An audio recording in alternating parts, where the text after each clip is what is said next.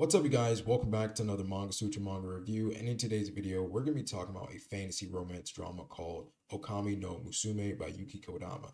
Now, the manga follows our main character, Tsukina, who is a female high school student who is undergoing a journey to discover her own identity.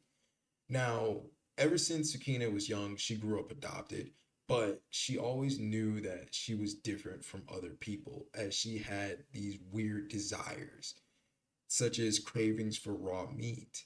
She would behave differently, and it was very off putting for her mother. Sukina also noticed that she was physically gifted more so than normal people. We see this when at the start of the manga, she is doing a pole vaulting event for her school and for her team, and she performs very lackluster. And it's only on the way home, her friends tell her that based on her previous performances, she should have been able to easily clear the pole vault. And Sukina tells him that it's nothing and that it's okay, but in her mind, she is knowing that she made a mistake. And it's only when she is alone and she goes off the trail and she jumps over a railing, she leaps very high into the air and she acknowledges to herself that if anyone saw her leap that high, it would be a huge problem. Now, this manga, as you may already kind of guessed, either from the thumbnail of this video or just from the name Okami, is about wolves. It's about werewolves. When Tsukina jumps over the railing, she encounters a white wolf that circles around her before it disappears after a stranger intervenes and asks her if she's okay. Now, Tsukina doesn't really know what she is. She just knows that she's different, but she doesn't know what she is. Now, the plot of this manga, or the core conflict of this manga, at the beginning and through the upcoming chapters is Sukina is at the end or nearing the end of her high school years. So she has to take these exams to figure out where her life is going to go direction wise, career wise, pathway wise, job wise.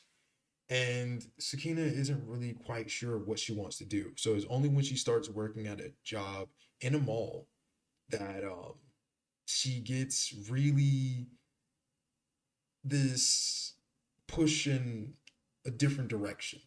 She's working at this food place and she's, really kind of feeling some type of way of being around all this meat and she wants to eat it raw. So this is just another, weird Tsukina moment. But she notices a scent and she encounters a young man that is working at a wine shop at the mall as well. And he notices her and he seems to pick up on a scent. He seems to be drawn to her. There is something about her that is very familiar to him, but he seems to know something that Sukina doesn't. And he peeps that she doesn't know. So he gives her his card and he tells her to meet him somewhere or to talk to him again. And Sukina's kind of taken aback by this because this is a grown man. This older man is wanting to talk to her, want to meet her, and she's kind of suspicious of it. But he knows something that she doesn't, and she's curious to know what that is. And it is only once she meets up with him again that she finds out that he is a werewolf and she is a werewolf. And we learn from him, from Hayate, who is going to be a reoccurring main character as well in this manga. I love him.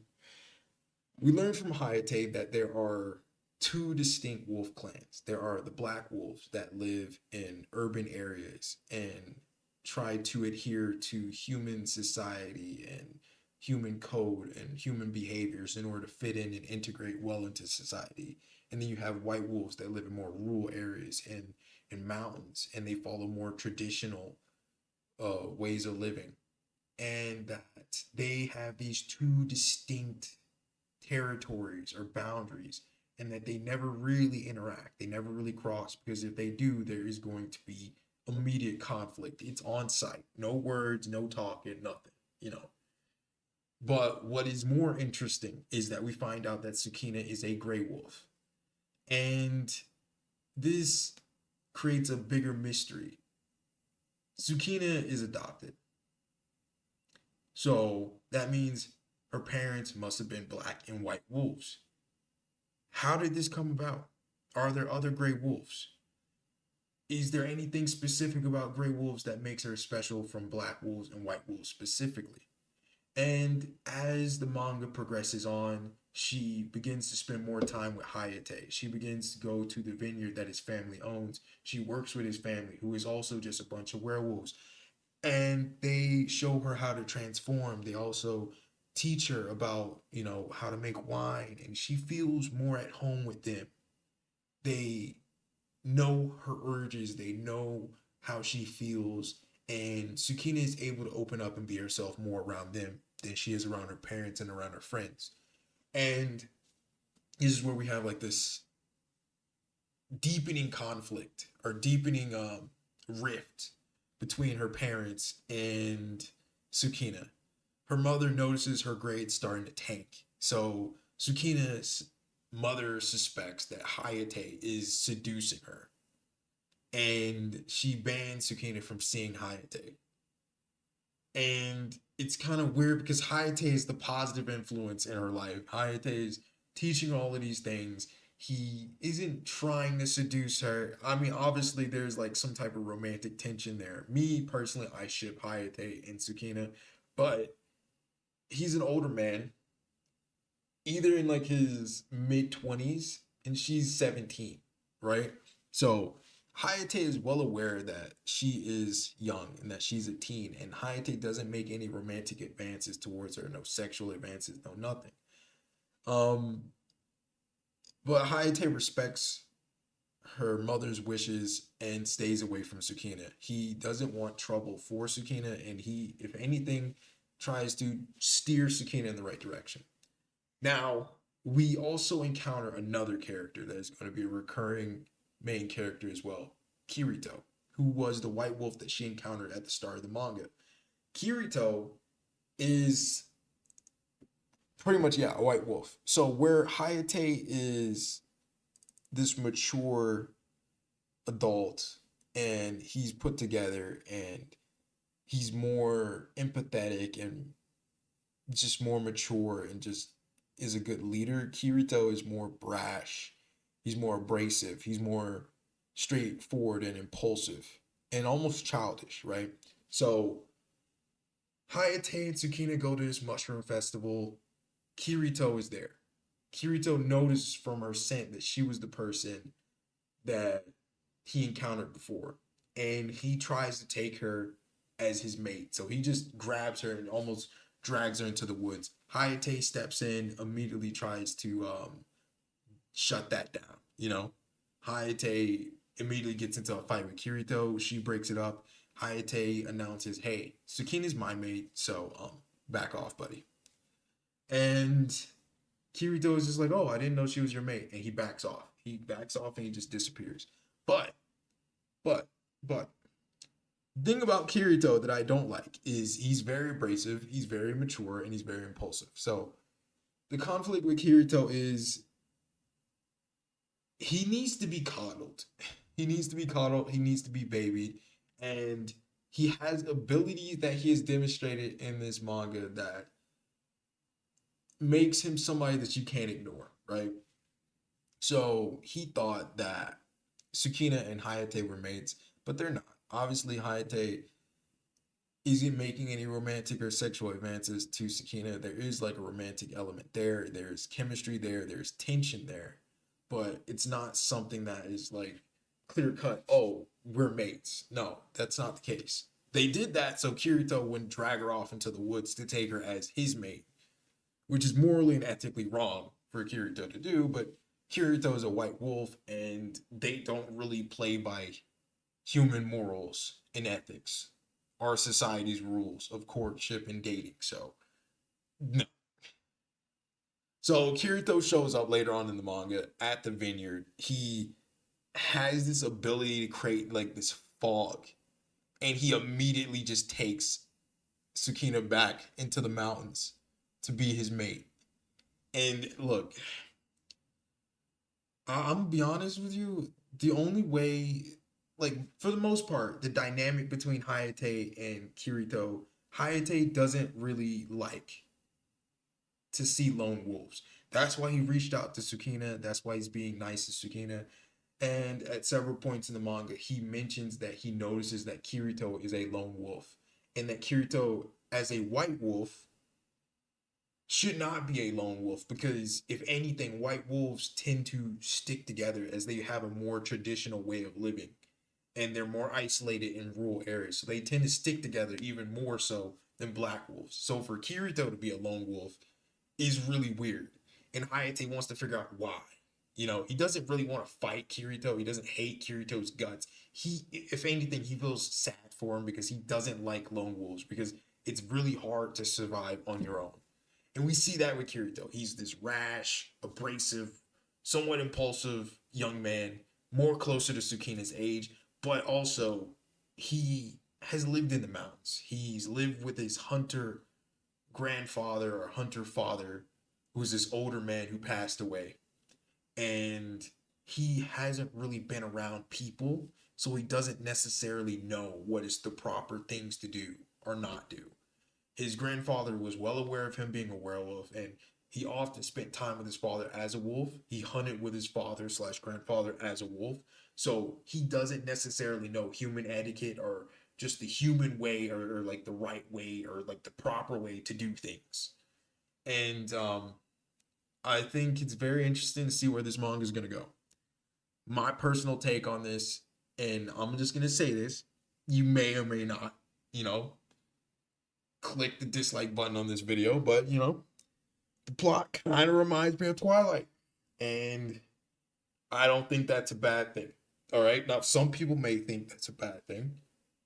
Like, if you say you like Twilight, people will crucify you. I don't think it's a crime to like Twilight. I think it's a crime to believe that the acting for Twilight is good or that the plot was really good when it wasn't. But Okami no Musume is not Twilight in a bad way. I would say it's like Twilight in the sense where, like, you have Tsukina, who is this young girl. She stands out. She's different. And you have these two men, these two male figures that are basically fighting for her or trying to get her or win her over. And you can see some parallels here, right? You could easily say Tsukina is Bella, right? And that Hayate is like Edward in a sense. And that his family are like the Cullens. They take her in and they give her shelter. They give her a job. They teach her how to make wine. They help her master transforming, and they have connections. They have doctors that help her with her anxiety and her stress, and help her when she's stuck in her wolf form to transform back into human form. And they give her herbs and medicine in order for her to calm down and be able to more skillfully have control over her transformations. We see that Hayate is a very mature person, very responsible person. And I would say, like, he's not like Edward, where like Edward's like just staring at Bella in the movies and he's just obsessing over her. He's just really weird about this. Hayate is pretty good, pretty decent. I gotta say, I really like Hayate. I really like Hayate. I can't stand Kirito because I can't stand Kirito because he has white hair syndrome. It just seems like every anime, every manga, there's always a main character with white hair, and he's a guy, and he's always super edgy and super cringy, and just is always a loner, and he has something to prove, and he's always against the rest of the world. And I just don't like Kirito. I really don't. I really don't. I get that he probably has white hair because he's a white wolf, but I just still don't like Kirito. Is that okay for me to not like Kirito? And I kind of don't like that Tsukina is a gray wolf because it feels like it's a stereotypical anime trope or manga trope where like the main character is like the best of both worlds. I mean, look at Ichigo, right? With Bleach, Ichigo is a soul reaper. He is he has hollow powers, and then we find out he's part Quincy, He has a full bring. He just has all these different abilities, and he's everything and nothing at the same time. And so for Sukina to ironically be a gray wolf, which is like pretty much a mix between the black wolf and the white wolf clans together, means that she's an outsider to both, right? And it's interesting to see how the dynamics are because at least with Hayate and his family, they don't look at Tsukina in a negative light. They don't hate her or they don't love her any less because she's a gray wolf or because she has white wolf within her. They treat her pretty much as if she's a part of the family. As far as Kirito is just looking for a mate, so I don't really think Kirito cares whether she's like a gray wolf or not. I mean, the fact that she's not full black wolf helps, but I really would like to see other white wolves and see their reactions or their interactions with Tsukina. And I would like to see other black wolves outside of Hayate. We do know that they had a vet that we saw in like another chapter later on, and he was treating Tsukina, and he didn't really have any negative or adverse reactions to her. And I do think like I said, if you like Twilight, if you like the Twilight aesthetic and some of the plot kind of spoke to you, then maybe Okami no Musume is it for you. Maybe it is. And if you don't like Twilight, then just kind of forget I said it. It's kind of like Twilight, Just read it on its own standings. Tsukina is really good to watch. I think honestly, me coming off of reading Rent a Girlfriend, I think I'm fully caught up to like the most recent chapters. 300 plus chapters of seeing two characters progress so slowly in their relationship, I think has set the bar so low for me when it comes to reading a manga that we can't get any lower. So I think at this point, anything I read, especially as a romance manga, I think the relationships progress fast. I think the bar has been set so low from Rent a Girlfriend that you can't possibly have a worse relationship. You can't possibly have slower plot progression or character development. And in Okami no Musume, we see a lot of character development. We see a lot of different dynamics going on. We see the conflict with Tsukina and her mother, as her mother is trying to force Tsukina to be this normal girl, and Tsukina is just not a normal girl. But we also see that with Tsukina's dad, he's very supportive of her, and he knows how her mom is. And to me personally, I think you need to read the manga, but one of the best moments for me that made me really like her dad was her mom sent her dad to get her from Hayate's family home. And it is only when he goes to Hayate's family home and he sees Tsukina working out in the vineyards and he sees her happy and laughing with the kids and just playing, just genuinely being happy. He basically tells Hayate's family members, never mind. And he wrote Tsukina a letter and he sent her some luggage and some of her belongings. And he told Tsukina, I'll just take the scolding that your mother was going to give to you myself and just enjoy yourself. Enjoy yourself and just come back whenever you feel like it. And I think that her dad is probably one of the best dads for that because as he saw her smiling, he noted that she's never smiled like that in such a long time. And I think he really made a big sacrifice, and I really appreciate that. I think as a parent, letting your kid do what genuinely makes them happy and what genuinely fulfills them is much more important than your own expectations of your kids. I feel like a lot of parents try to live through their kids, or a lot of parents try to force or put these expectations, not force or put these expectations, try to project these expectations onto their children and want them to live a certain way. And we see that with Sukina's mom. She wants her to do these exams and to get these good grades and to get a good job. But the thing is, does Sukina really want that? You know? And I think the only people that are really looking out for Sukina and really trying to figure out what she wants or trying to push her to do what she wants to do is her father, who is obviously peeping that she's happy and is willing to give her the space and the freedom to be happy and to pursue what, you know, she believes is going to give her the best happiness in Hayate. Hayate obviously wanted her to do the exams. He didn't want her to skip school. He didn't want her to do anything too irresponsible or reckless. But at the same time, Hayate is teaching her about herself. Hayate is giving her a space where she belongs. He and his family are sheltering her. They're giving her a place to stay. So, um, honestly, I really like the manga. I don't know what to tell you. I really like the manga. I've been reading it for a week now, and I've really liked the characters. I will say, like the art style as well speaks out to me because it's very simplistic.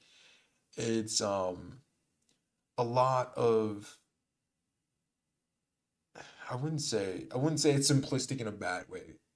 It conveys a lot of emotion where we see Tsukina reacting and we see Hayate and we see them sharing cute little moments. And when Tsukina is happy about something, you can see that. When she's sad about something, you can see that. When Hayate is nervous or flustered, you can see that. I do like the hairstyles as well. A lot of manga and a lot of anime try to go over the top with like super detailed hairstyles or super over the top things. And you don't see that with Hayate. You don't see that with Tsukina. You don't see that with Hayate's family. Like his sister and like his mother, they have like simple like little hair and like ponytails or just kind of pulled back. The kids are very like simple with their hairstyles. The mother, like Sukina's mother, is very simple with her hairstyle. And I think as far as like the characters and the relationships and friendships, Sukina's friends are also really nice. They're real ones there. They have lied for Sakina to hang out with Hayate and go on like little trips and adventures. They have been very supportive of her, even if they don't understand exactly what's going on or why. They have been very supportive of Sakina, and I believe like we should all have a good friend, like a friend support group or friend circle like that. And yeah, I don't know what else to say other than I really like this manga and I think you guys should read it. And yeah, I'm just gonna say this again to defend myself. I don't think it's a crime to like Twilight. I do think it's a crime to think that the movies and the acting in them were good. Absolutely they weren't. Absolutely they weren't. But me personally, I like it. I like Twilight. I do like I think I like a lot of shows that have a lot of shows, movies, book series that have like an in-depth lore, universe, characters, power system, organizations, hierarchy, like the Volturi, like little powers that each vampire has and how it's unique to each one's and stuff like that. I think that's interesting.